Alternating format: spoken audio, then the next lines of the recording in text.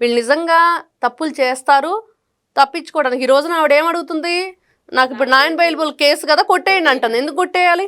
ఈ రోజున అన్ని సాక్ష్యాధారాలు ఉన్నాయి. మీ గూగుల్ టేక్అవుట్ ఏదైతే ఫోన్ ఉందో దానికి సంబంధించిన గూగుల్ టేక్అవుట్ ఉంది, మీరు ప్రయాణించిన ఆ కారుకు సంబంధించిన జీపీఎస్ ఉంది, ఆ తర్వాత మీరు ఏదైతే ఏరియాలో తిరిగారో అక్కడ సీసీటీవీ ఫుటేజెస్ ఉన్నాయి. స్వయంగా నీ భర్త మరి ఆ రోజున పోలీస్ స్టేషన్లో విషయాలు చెప్పాడు. తర్వాత వీధి సుబ్రహ్మణ్యం తల్లిదండ్రులు కూడా ఏ విధంగా పాపం వాపోయారో తెలుసు. వాళ్ళకి డైరెక్ట్గా ఫోన్ చేసి నీకు కొన్ని లక్షల రూపాయలు డబ్బులు ఇస్తాను, ఈ విషయాన్ని బయటకు రానివ్వకుండా మిగతా కార్యక్రమాలు చేసుకోండి అని ఇతనే చెప్పాడు, ఎమ్మెల్సీ అనంతబాబు. గతంలో చూస్తే ఇతను ఫోన్ కాల్స్లో కూడా ఒక మహిళతో అసభ్యంగా ప్రవర్తిస్తా వీడియో కూడా మనకి వైరల్ అయింది. అంటే వీళ్ళు ఎలాంటి పనులు చేస్తున్నారు, ఏ విధంగా మళ్ళీ తప్పించుకునే ప్రయత్నాలు చేస్తున్నారు వాటి నుండి. ఒక మనిషి ప్రాణం తీయటం అంటే మరి ఎంత ఘోరం అది. నువ్వు చేసిన తప్పులు కప్పిపుచ్చుకోవడానికి ఎక్కడ అతను వేరే వాళ్ళకి చెప్పేస్తాడని భయంతో. ఆల్రెడీ వీధి సుబ్రహ్మణ్యం ఎందుకు మానేశాడు అంటే తన తండ్రి చెప్పాడు అన్ని విషయాలు.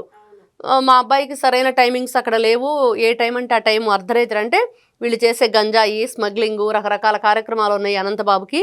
వాటిలో ఒక టైం అంటూ లేకుండా ఇతన్ని డ్రైవింగ్ చేయడానికి లేపుతుంటే నిద్ర, మరి తనకి సరైన నిద్ర ఉండట్లేదు, ఇతని దగ్గర నేను చేయలేకపోతున్నానని అతని దగ్గర నుండి వెళ్ళిపోయాడు. తర్వాత వీళ్ళు చెప్పింది ఏంటి, మా దగ్గర 50,000 రూపాయలు డబ్బులు తీసుకున్నాడు, 30,000 రూపాయలు ఇచ్చాడు, ఇంకా 20,000 ఇవ్వాలి, అది అడగటానికి అతన్ని ఎక్కించుకొని వెళ్ళావు నైట్ వాళ్ళ ఇంటి దగ్గర నుండి అని. అసలు ఎంత స్టోరీ చెప్తారంటే 30,000 ఇచ్చినాడు 20,000 ఇవ్వడా? ఒకవేళ నీ దగ్గర పనిచేసే వ్యక్తి 20,000 ఒక లెక్క మీకు